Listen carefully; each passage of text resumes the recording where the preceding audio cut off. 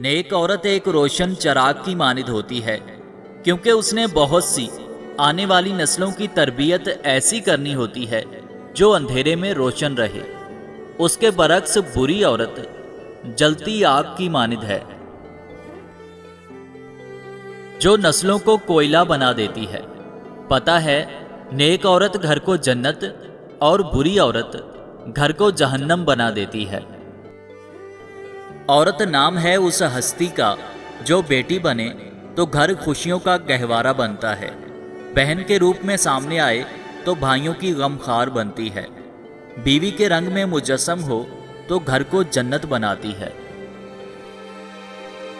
और माँ बनकर नमूदार हो तो जन्नत उसके कदमों तले आ जाती है। इसलिए औरत जहाँ जो भी हो, घर की या घर से बाहर की, बहुत इज्जत दिया करें।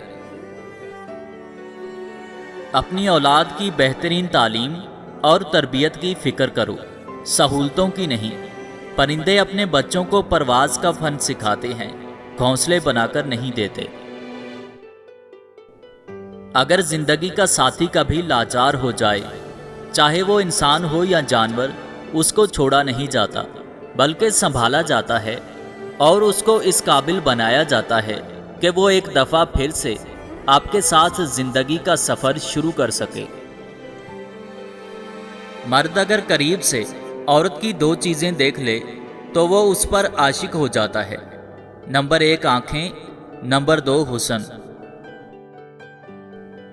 आपका पड़ोसी जिस मर्जी मजहब या फिरके से हो, इसका हिसाब उसने देना है, लेकिन अगर वो भूखा सोता है, आप पेट भरकर खाकर सोते हैं, तो इसका हिसाब आपने देना है। ऐ अल्लाह पाक, जो सर तेरे सामने झुकता है उसे दुनिया के सामने झुकने से बचा।